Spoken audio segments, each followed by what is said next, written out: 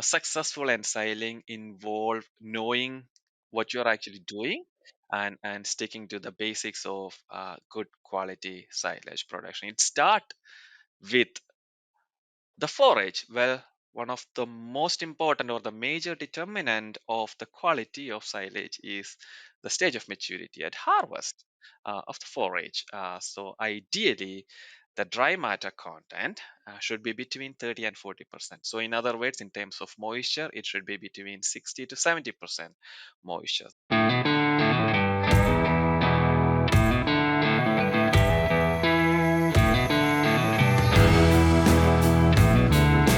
Today, it's my pleasure to have Dr. Jay Nair on the Beef Podcast. Welcome to the show.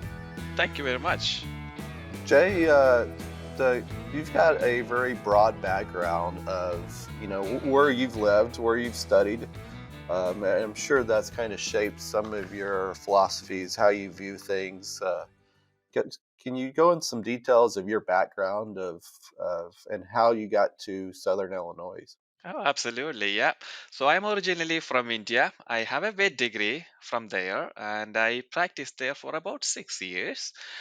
But throughout those days, research, teaching, innovation, those were in my mind, thanks to some of my teachers who actually taught me different vet related subjects including nutrition, and I was really interested in you know uh, pursuing my career in one of those areas.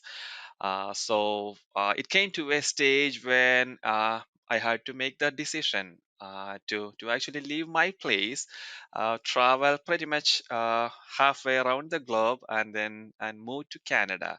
So I went to University of Saskatchewan, Saskatoon, Canada, and did my master's and PhD from there, both in beef cattle nutrition. Well, if you want to study beef, you need to be in a place where it's pretty intensive when it comes to beef production, right? So North America is the place to go. So that's how I came to Canada. I did my higher education from there. After completing my PhD, I moved to Agriculture and Agri-Food Canada Lethbridge Research Center. I did my postdoc. For 2.5 years of postdoc there, and as I indicated, a career in academia was my dream. And then I started looking for opportunities, and that's how I came to Southern Illinois University here in Carbondale, Illinois, as a beef production faculty. So I joined SIU in 2021 as a beef faculty. Nice. So going from India to Canada had to be a big experience of just environmental change. Absolutely, yes, yes. I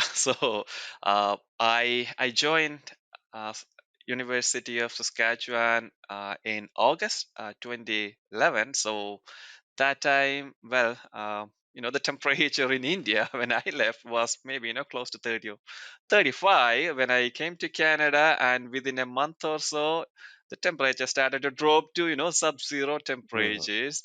And especially I was working with feedlots, doing all the data collection and all. We had to be out there at 5:30 a.m. in the morning, clearing all the snow from the bungs, removing all the oats that's left in the bungs at minus 30, minus 40 degrees Celsius.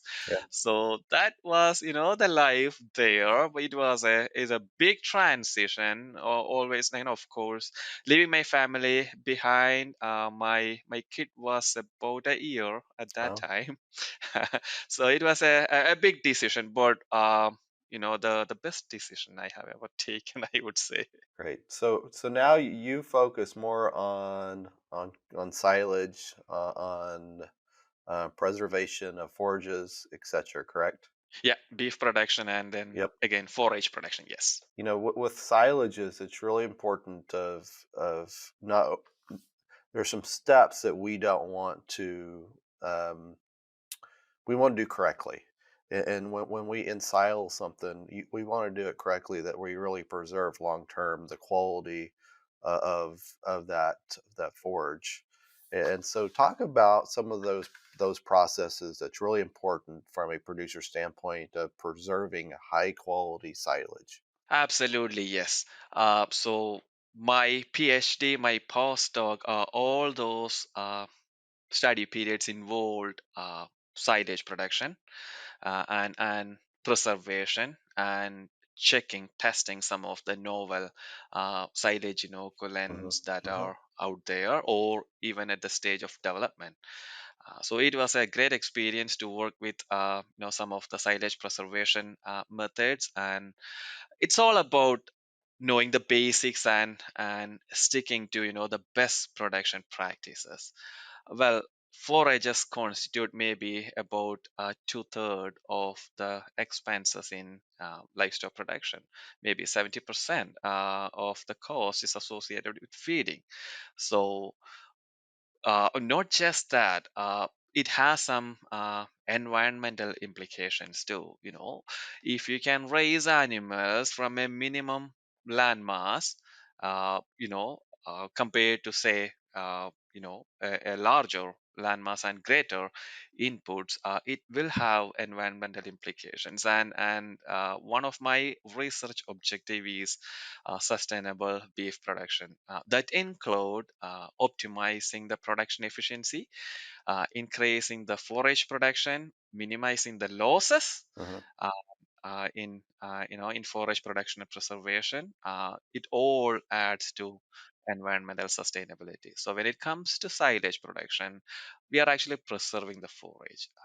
We can preserve forage either by drying, Hmm. simply by removing the moisture, which is the basic for haying, or we can actually make the environment of that forage unsuitable for microbial spoilage, right? So two ways we can preserve forages. Ensiling involve the latter. So we make the environment unsuitable for the microbial activity so that there won't be any spoilage. So how we make it?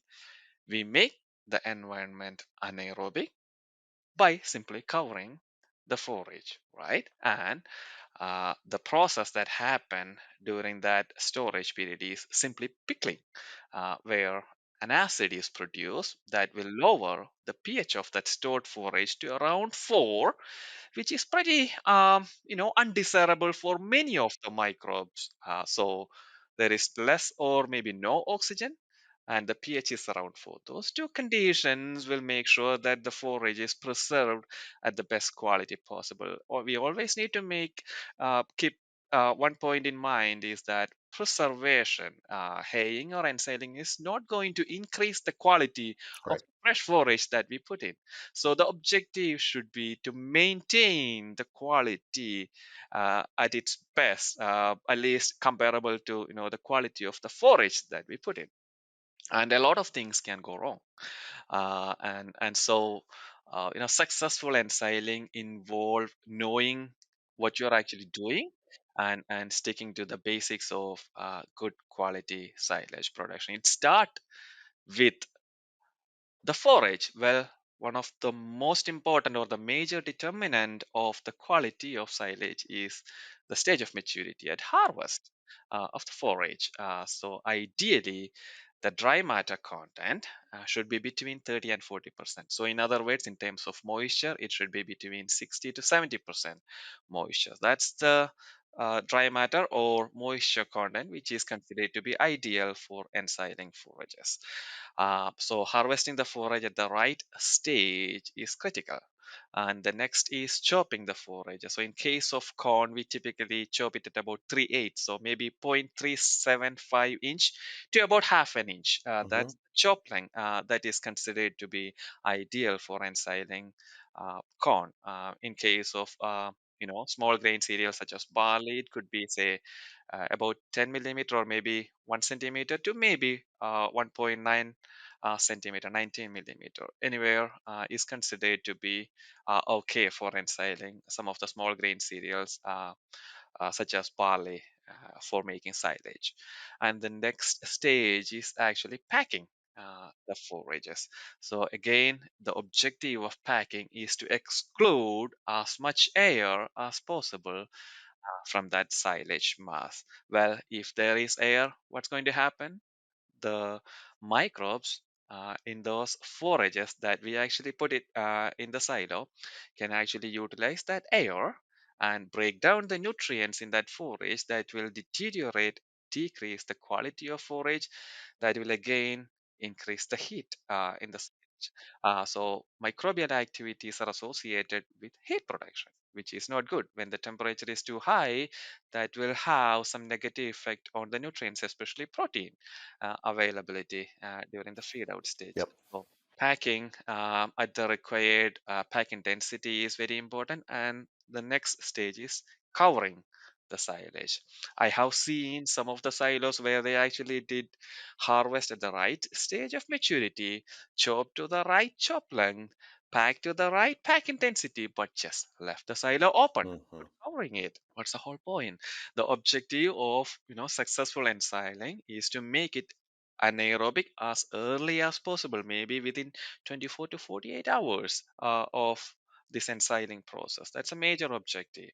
So covering is very important. And during one of my research, during my PhD studies, I had three silo piles, and we had these wildlife, just trampling, Hmm. going on, on top of these silos and making punch holes on these silo covers. So I had to do pretty much every day or every other day to patch up, make sure that all those holes are covered, because keeping the contents under that silo cover anaerobic Right. is really, really critical for successful ensiling. And the final stage in ensiling is feed out.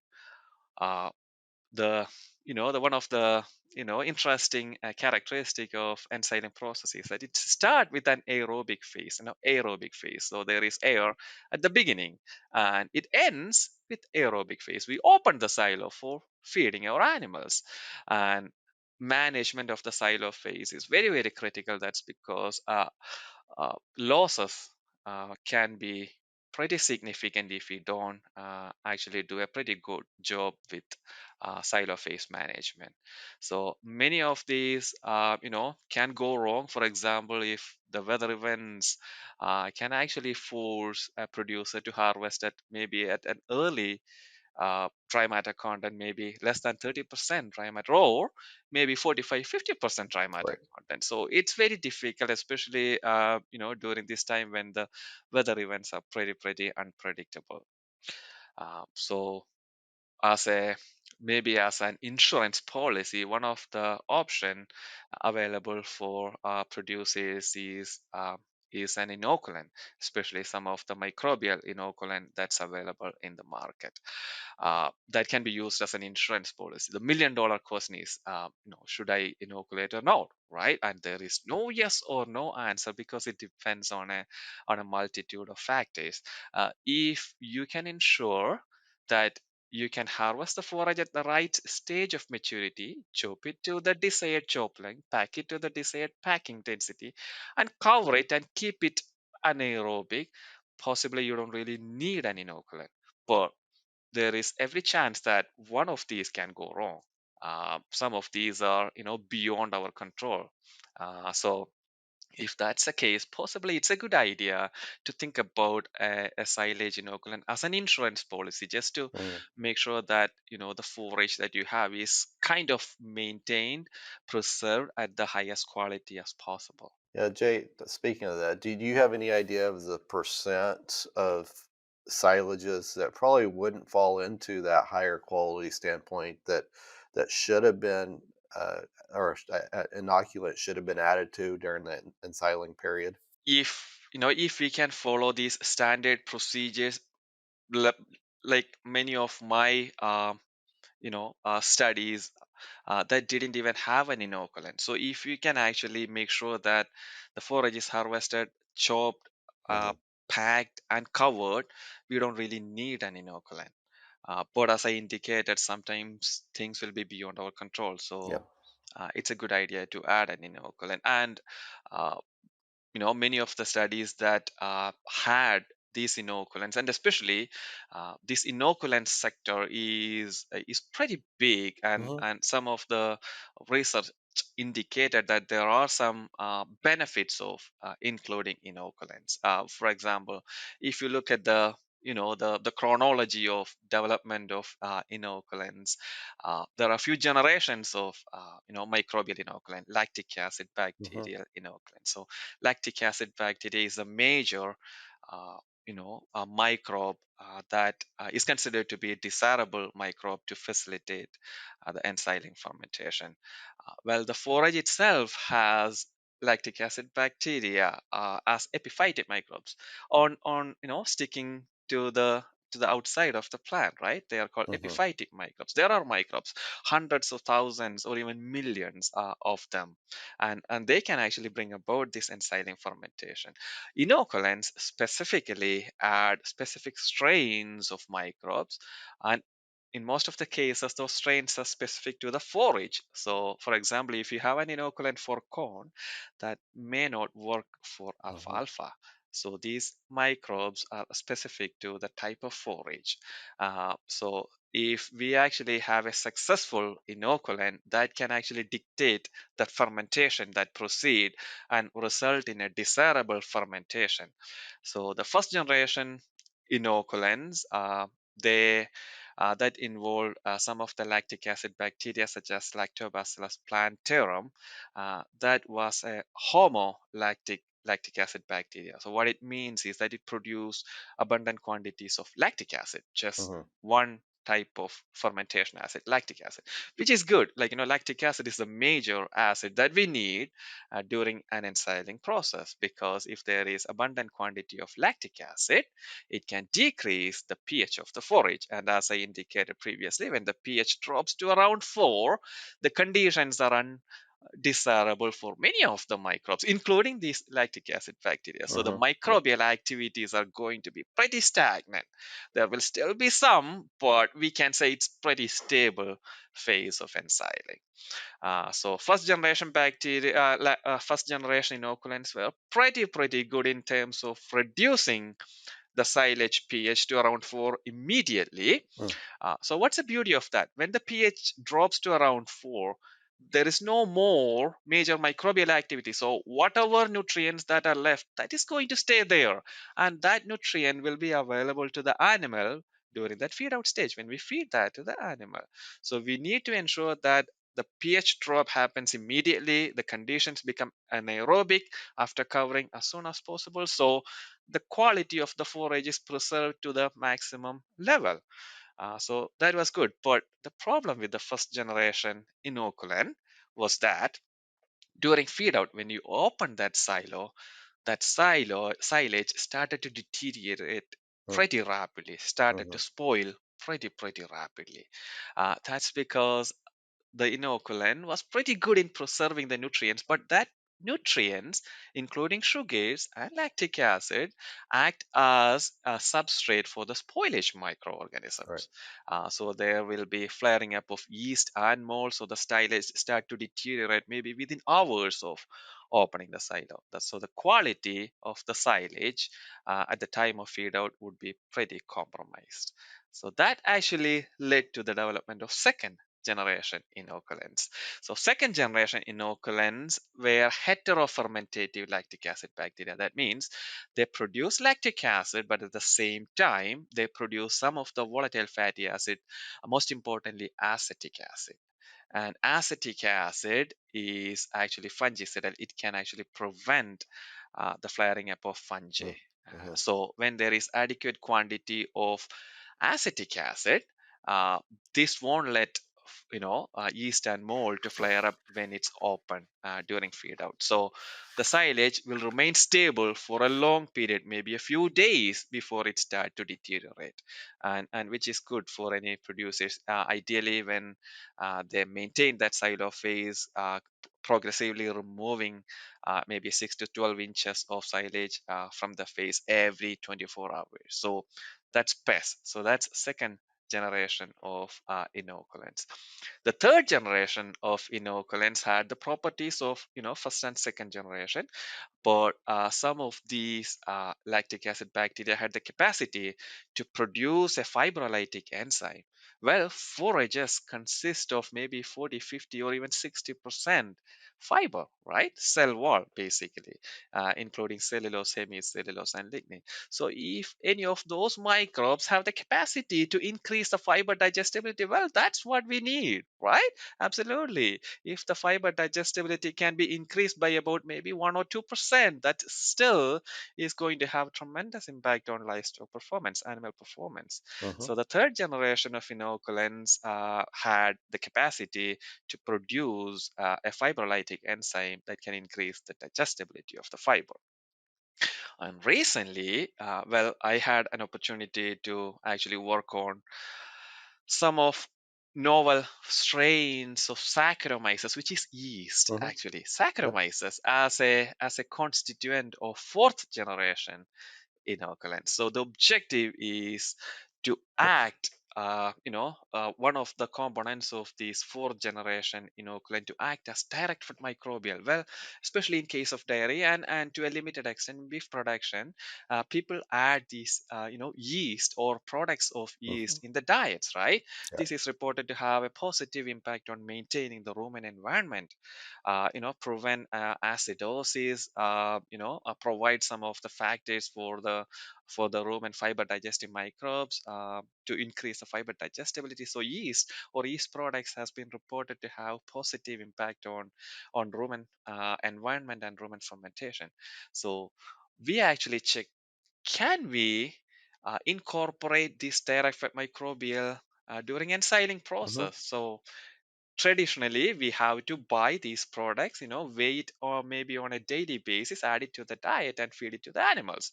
But if it's there in the silage, well, we feed them anyway, and these direct fat microbials are already in the silage. So once the animal eat that silage, these DFM will actually act within the rumen and maintain the rumen health and improve the rumen fermentation. So that's why we actually checked whether one of the strains of Saccharomyces, which is Mm. yeast, can actually have any positive impact on ensiling process, and later on when we feed it to animal, any positive effect on production performance of animals. So we actually incorporated a specific strain of Saccharomyces, and we found that this strain did not negatively impact the fermentation. So it didn't negatively impact any of the microbial populations, especially lactic acid bacterial population. No negative effect on it. The aerobic stability was very similar to an uninoculated control silage. So no negative effect on aerobic stability either. And when we fed it to animal, we actually found that the fiber digestibility was higher. For this silage inoculated with Saccharomyces compared to control silages. So we have actually seen some positive effect, but of course, like Saccharomyces alone can be a fourth generation inoculant. There should be other lactic acid bacteria combination Hmm. of Hmm. multiple microbes involved. So possibly, hopefully, we can have a fourth generation inoculant where these the constituents of that inoculant can have the properties of all the previous generations, at the same time can act as a direct fat microbial. So is that where you see the future of Ensiling going? Is this combination of different microbial populations within the inoculant? Absolutely, especially during these days when environmental conditions are Hmm. challenging Yeah. for optimizing the production practices. Maybe it's silage production, maybe it's hay. Well, I had a hay study. Where the harvest was kind of impacted by the Hmm. rain event, so we couldn't harvest the forage at the desired stage of maturity, but we had to wait at least a couple of weeks to harvest. So Right. from say early flowering, we had to harvest at about full bloom, full flowering stage. So this will be the case when it comes to forage preservation. So I see increasing role of these inoculants or other Yep. silage preservatives to maintain the quality of forage. Yes. It's time for our famous three. We have a time and labor saving product for you. Beef and Dairy Agri-Slat by Healthy Farms is your solution. No more lugging jugs around the barn every month. With Beef and Dairy Agri-Slat, you simply drop the slat through the floor twice a year, and it works to break down solids, reduces crusting and forming. To learn more, visit myhealthyfarms.com.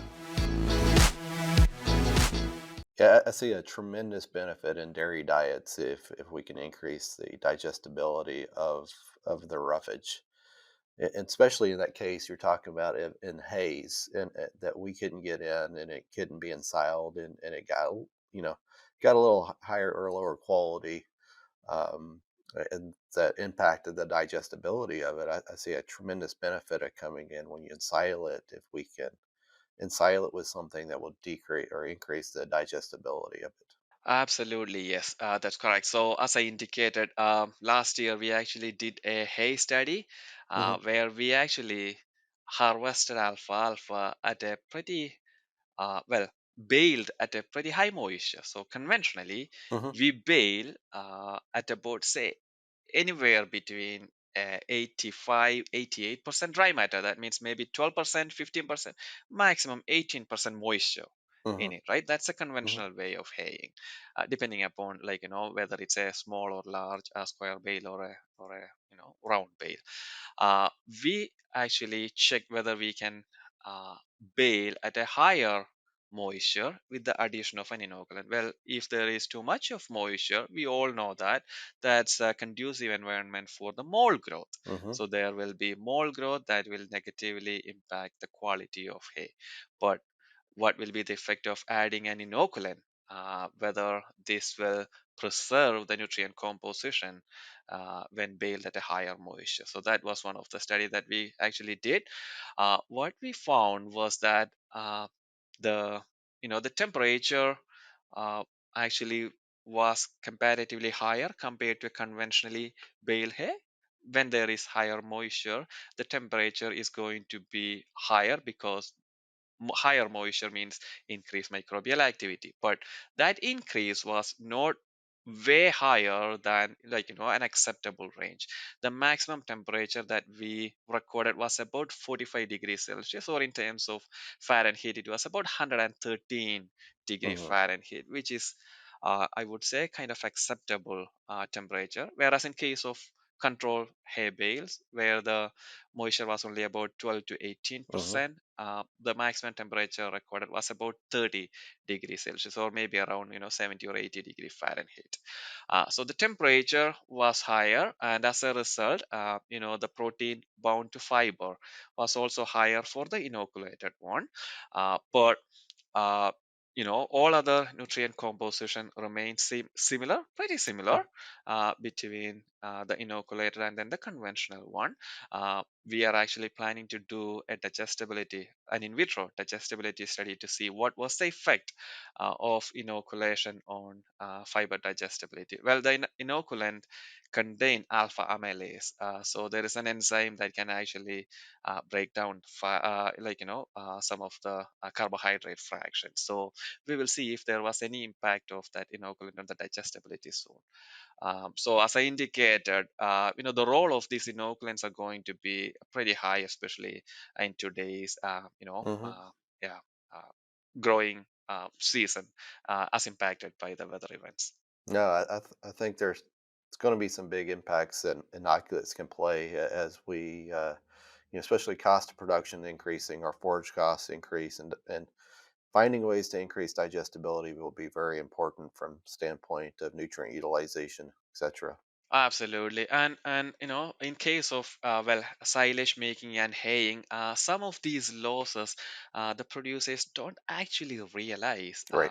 That's because, for example, if you put up, say, 1,000-ton silo, uh, if we do everything perfectly, still we expect about 15 to maybe 20% losses. That's simply because there will be field losses during harvesting, chopping, packing, and during that first few days of, say, aerobic phase, where the after harvesting, even after harvesting, the plants don't die. The plant cells don't die.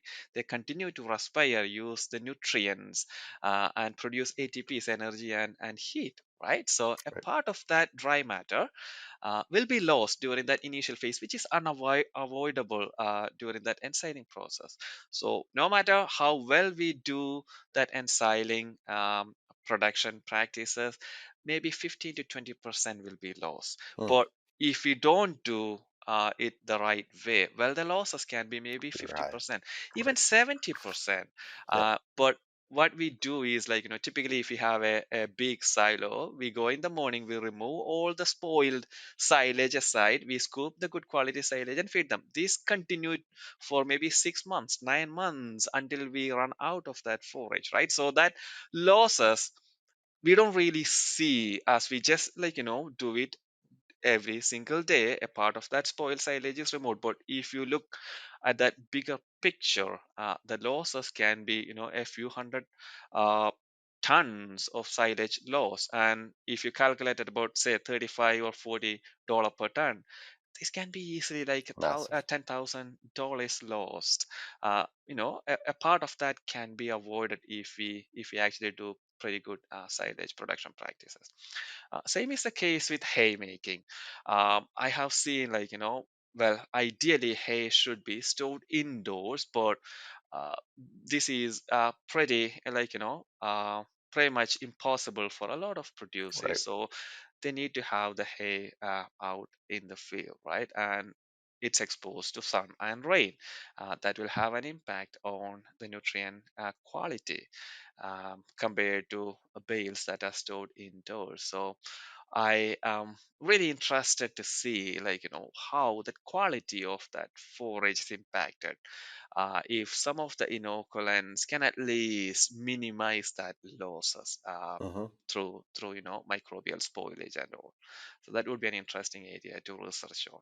So it'd be interesting to see where this is going in the future with preserving forage types. Absolutely. Well, Jay, to wrap us up, we got a few questions here, and the first one is: what is your go-to beef resource, book, website, etc. that you go to? Well, I search for specific information as a general search, but personally, I resort to Beef Cattle Research Council website. That has plenty of information that I often go back to have some information, especially when I prepare lectures, and also that would be a really good resource. Yeah, that's a great resource. So, what is a book that's a non-ag book that you highly recommend someone reading, utilizing? Well, being in animal agriculture, I have a few books and that I can recommend if you are interested in forage production or even beef cattle production. But otherwise, there is no specific suggestion from me. I'm open to, all those books that are out there, if I have enough time uh, to actually have some reading, some Right, some right. some me time, but it's difficult to find. Yep, I understand that one. And lastly, what sets apart a successful beef professional? Absolutely. It's about knowing the basics and following the basics. You don't really need uh, to look for, say, complicated resources or management to be successful. If you know the basics to be successful and sticking to the basics. That should be good enough to be pretty successful. You can always improvise, but you know based on our experience that we learn Hmm. over the years about successful beef production. If you ask people who's been in this area for a few decades, they would be able to actually help us to actually be successful in animal agriculture. Well, Jay, thank you for the time. Enjoy talking to you about ensiling and inoculants. There's a lot of great stuff going on. I think very beneficial for a lot of producers, especially at feed, and a lot of corn silage or haylage. Absolutely, it's my pleasure. Thank you.